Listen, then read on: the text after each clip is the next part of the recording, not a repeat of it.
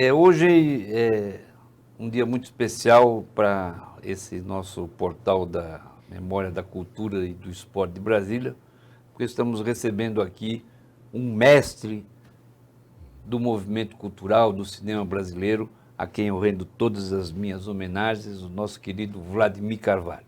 Muito obrigado, Vladimir, pela sua participação e deixar aqui o seu depoimento. Bom, normalmente a gente começa perguntando para o nosso convidado como que ele chegou a Brasília, como que ele iniciou o seu trabalho. Mas com você nós vamos começar antes, né? Como é que você chegou aqui já quase que consagrado, né? Então eu queria saber como é que você começou a sua vida cultural, como é que você foi se aproximando do cinema lá atrás, né? Sua participação, enfim. Como é que você deu os primeiros passos nessa carreira consagrada de um dos maiores cineastas do Brasil? Moa, em primeiro lugar eu quero agradecer enormemente do coração, do fundo do coração, as carinhosas suas palavras. Quanto ao meu início, ele se deu de uma forma bastante, eu posso dizer assim, auspiciosa. Foi desde ali promissor, porque eu participei, o primeiro filme, né, do qual eu participei, foi o Aruanda, de Linduarte Noronha. Eu fiz roteiro, convidado por ele havia sido meu professor. Eu sou paraibano. Isso, né? Que ano? Isso é exatamente 59 e 60. 59. Isso tem 70 anos, quase 60 e poucos anos, né? E aí eu fui mordido pelo cinema desde cedo, né? Porque meu pai era um cinéfilo inveterado e a gente ia com a família quase toda semana, nós estávamos no cinema, vi coisas. Eu me lembro de ter assistido o Moleque Tião com Grande Otelo em Prisca Zero, lá, ainda na década de 30, talvez, porque eu nasci em 1935, não é? E então o cinema foi sempre uma presença, como na vida de qualquer brasileiro e no mundo inteiro foi assim, né? O cinema é uma presença cultural internacional e fez a cabeça do mundo, de certa forma, especialmente o cinema americano, que era o que mais a gente frequentava, né?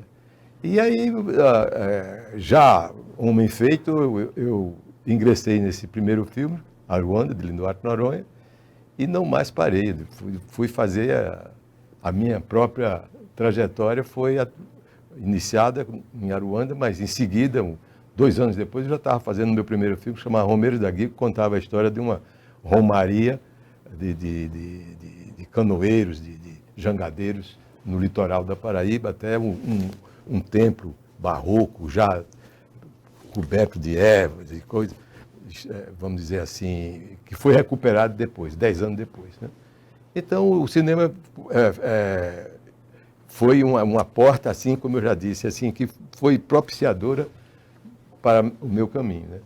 E aí, nessa trajetória, você participou do movimento do Cinema Novo, conheceu o Arnaldo Jabor, eu acho que, não sei se na mesma época ou um pouco antes, você também teve uma participação na luta, né, no movimento estudantil, você foi do CPC da Uni. Queria que você falasse um pouco sobre essa Cinema Novo, CPC da Uni, sobre essas experiências. Tem uma história muito importante na minha trajetória, digamos assim, né? Que foi, eu militei no Partido Comunista. No PCB? No Partidão. No Partidão. No Partidão. Em 1962, o líder camponês, que era a pessoa responsável ali no Nordeste, era o mais militante vamos dizer assim, dos camponeses que estavam sendo confrontados com o latifundiário, com toda essa coisa, a zona das usinas, dos engenhos, tudo, que foi João Pedro Teixeira. E em 62, já depois da morte, foi fuzilado pelos donos de terra lá na Paraíba, João Pedro Teixeira, apareceu na Paraíba, né, com a Univolante. Você colocou a Uni. Então, a Univolante, que era um grupo de estudantes, ainda estudantes, como Arnaldo Jabor, o Leão Isma, Eduardo Coutinho, Miguel Borges, né? Eles fizeram o CPC da Uni. Então fizeram a Univolante, que saía pelo Brasil, encenando peças de conteúdo... Vianinha. Vianinha, com o texto do Vianinha, texto do Jabô, etc. Eu me lembro do Formiguinha, que contava a história do brasileiro de classe baixa, sofredor, etc. E isso era uma coisa muito importante, assim, e que circulava pelo Brasil, né? A Univolante. E então me aparece na Paraíba o Eduardo Coutinho com a câmera 16mm, a fim de filmar alguma coisa relativo ao assassinato de João Pedro Teixeira. João Pedro Teixeira já tinha ido. E o partido, claro, eu hospedei em minha casa várias vezes o João Pedro Teixeira, o cabra marcado para morrer. Que é o cabra marcado para morrer. Então, o partido me encarregou de atender o Coutinho. Olha, um cineasta que veio no grupo da Uni, e ele queria conhecer Dona Elizabeth Teixeira, que eu conhecia demais. Então, eu levei o Coutinho e o Coutinho explicou que queria fazer um filme, etc. e tal. E aí começou uma aventura. Eu fui fazer faculdade, em seguida, quase, fui fazer faculdade na Bahia. Já tinha começado em João Pessoa e fui fazer faculdade em Salvador, onde fui colega de Caetano Veloso, de classe. De classe, né? Olha, eu tinha sido colega de... Veja você como é o destino. Eu tinha sido colega de classe de primeiro ano de ginasial de Vandré. Eita, o galego bunda que a gente chamava. que é paraibano. Paraibano. Eu tive esse encontro assim. Bom, com o cabra marcado, o Coutinho, um ano depois, o Coutinho me convocou, me pediu, escreveu uma carta, dizendo, em face do meu conhecimento com as Ligas Camponesas, porque eu fui, inclusive, correspondente do jornal Novos Rumos. Que era o jornal do PCB. Do partido, né? Novo Rumo.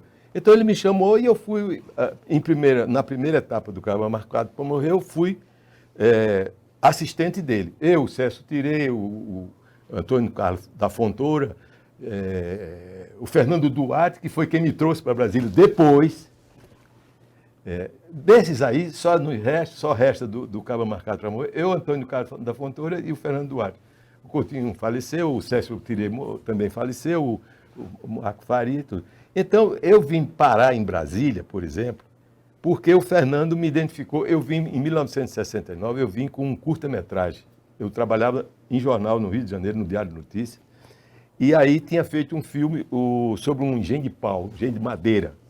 Era uma curiosidade. Você veio participar do festival em 69, de Brasília. Final de 69, vim, meio de novembro, dezembro, no festival. O filme foi aceito aqui. E eu vim. E aí, Fernando, que já estava na Universidade de Brasília, nos reencontramos e ele disse, cara, o que é que você anda fazendo? Eu estava trabalhando no jornal como repórter para escapar, porque eu tive medo de voltar para o emprego que eu tinha, de funcionário federal. Não voltei mais, com medo de ser, depois do cabra marcado para morrer, porque nós éramos caçados em Pernambuco. Depois que houve o golpe militar, nós fomos perseguidos e catados aí, porque eles colocavam na televisão fotos dos nossos equipamentos, porque tem um equipamento que, se você vê uma metralhadora... Parece o tripé. Parece muito. Um tripé. E eles colocaram aquilo na imprensa, nos jornais, na rádio, na televisão, e que a gente estava em Pernambuco.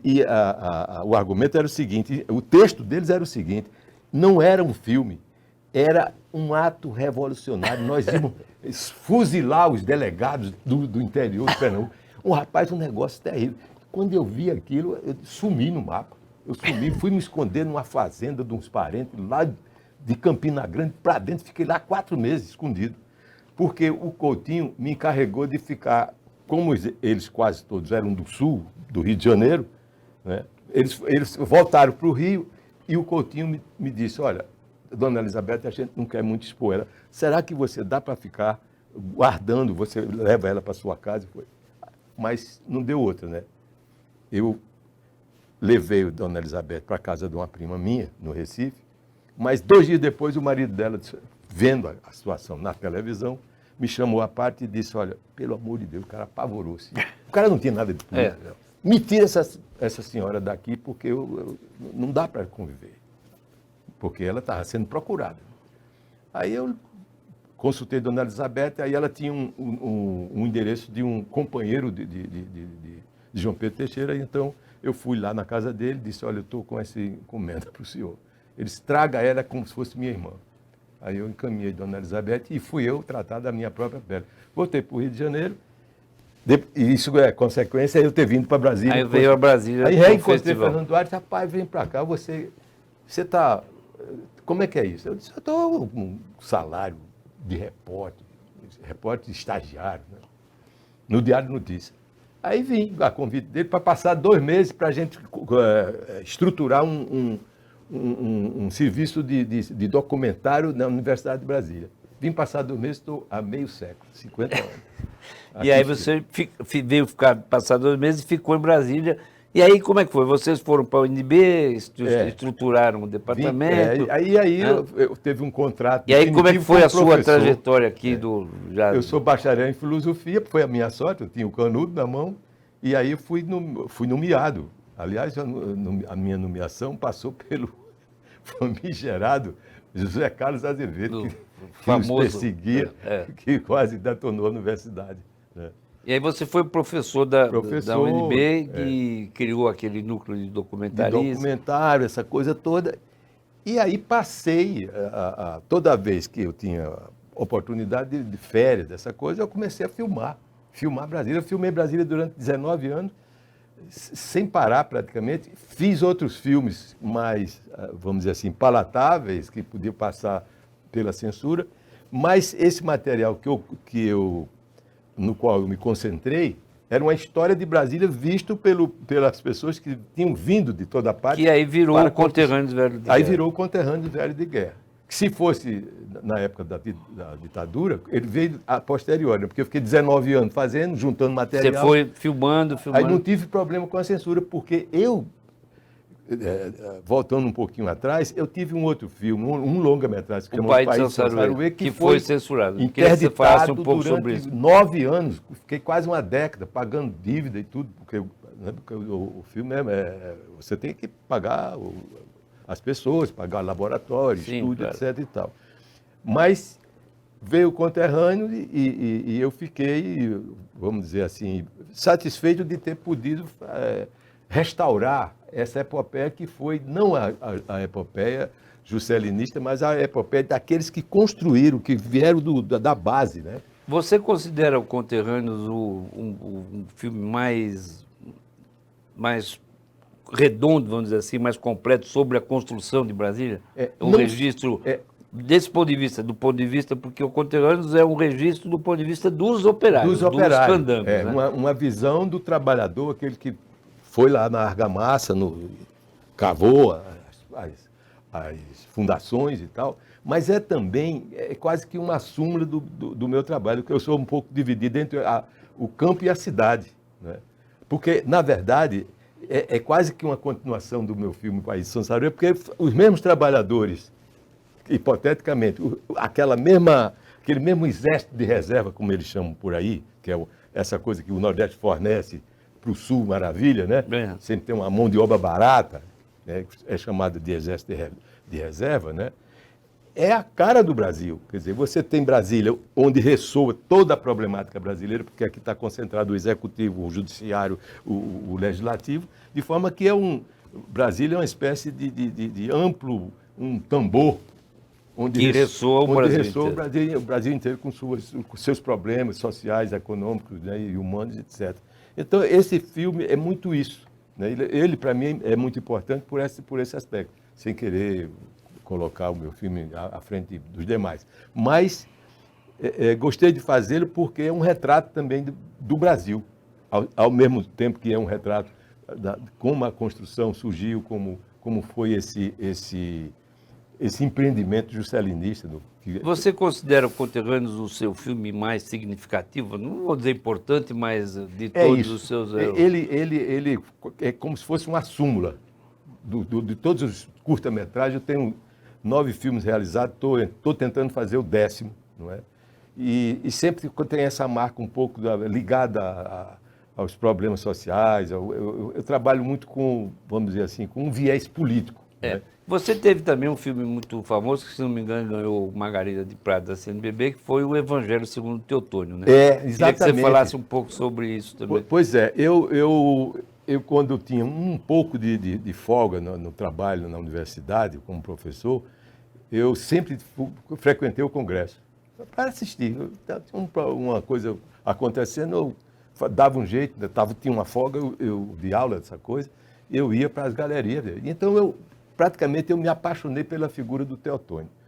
Quando ele adoeceu e teve aquele problema Do câncer. do câncer, então nós fomos a ele, eu e o Armando Lacerda. Armandão, grande Armandão. Armando foi uma figura que me ajudou muito como produtor executivo do filme. Então ele me apresentou até o Teotônio até virou-se para uma pessoa que estava no gabinete assim, esse maluco aqui quer me transformar em artista de cinema agora.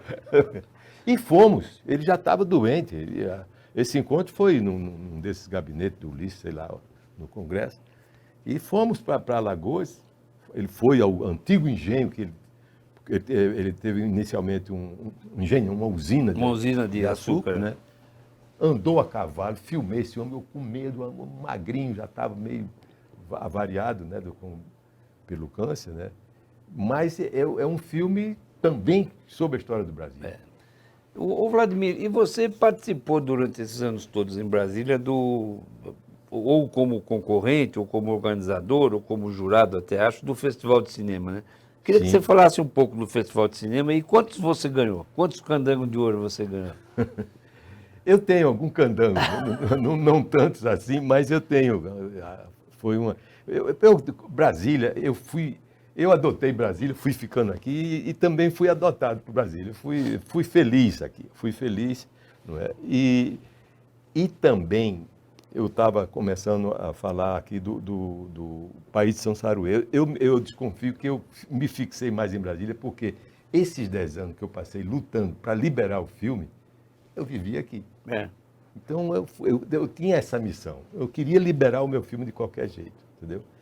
Porque o atropelo se deu em 1971, quando eu inscrevi o filme no festival. Ele já tinha problemas com a censura, né, que tinha interditado. Mas eu dei uma de João Sem Braço. Inscrevi no festival e, para minha sorte, a comissão de seleção do festival selecionou o filme. Entre os 6, eram 6 filmes. Acontece que a Fundação Cultural não se movimentou, foi indiferente, isso é uma mágoa que eu tenho de algumas pessoas que estavam aí à frente disso. Não solicitou da censura um passaporte, digamos assim, para que o filme passasse só no festival. Sim, uma autorização para... Não deu outra. O filme estava escolhido, amplamente divulgado já o resultado da comissão de seleção, e 2 dias antes do festival começar, ele foi arrancado brutalmente do âmbito do festival e substituído, na época era Garrastazu Azul Médici, o ditador de plantão, por Brasil Bom de Bola. Era um documentário, claro, né? Tá certo, era um documentário sobre a Copa de 70. Sobre a Copa de 70. Né, da peito de aço, que ele queria impor, todo aquele negócio com o João Saldanha e tudo mais.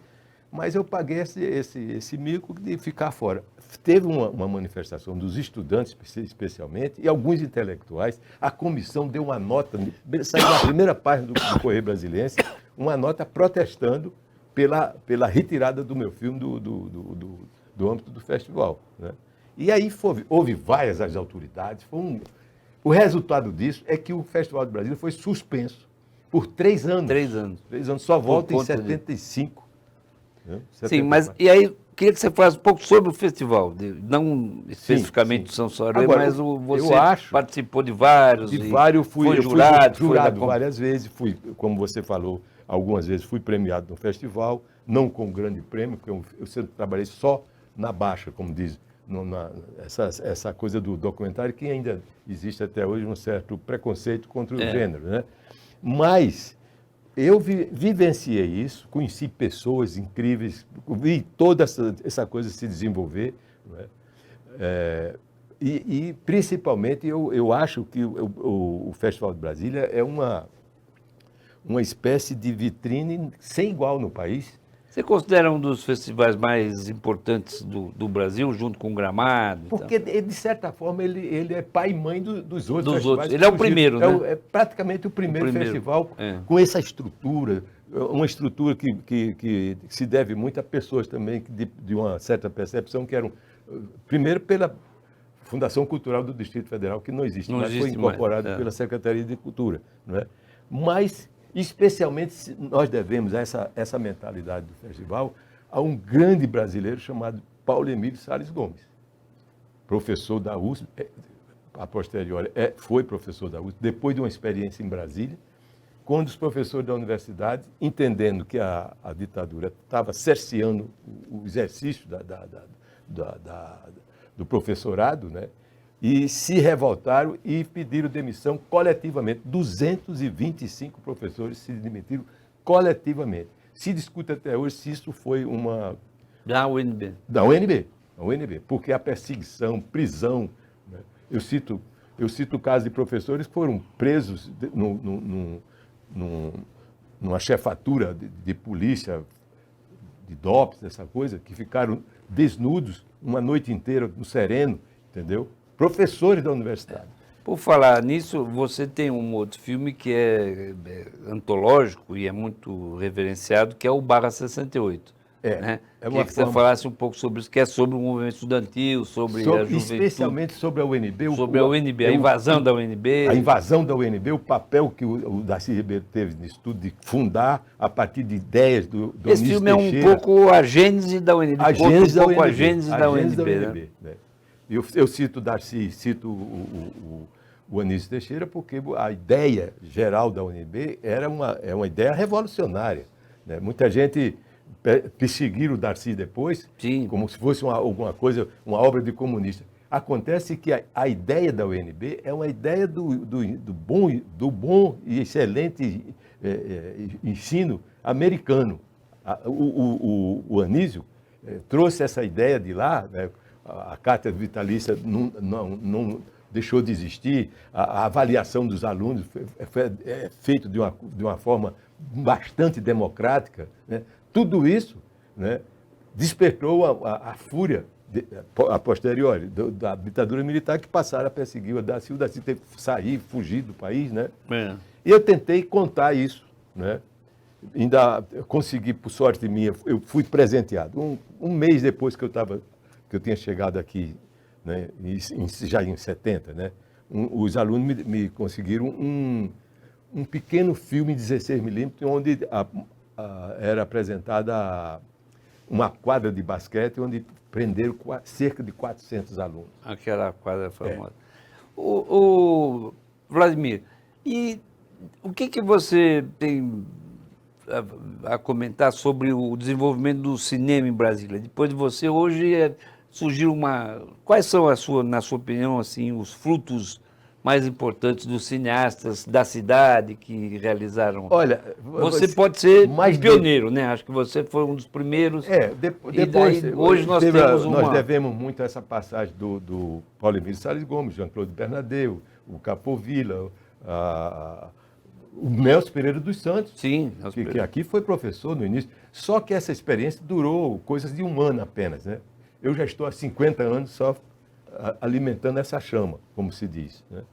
Agora, é muito importante a gente olhar para trás e ver que essa coisa, no cômputo geral, Brasília ainda deve muito à cultura de um modo geral. Eu acho que o permanente debate cultural ainda está por acontecer em Brasília, entendeu?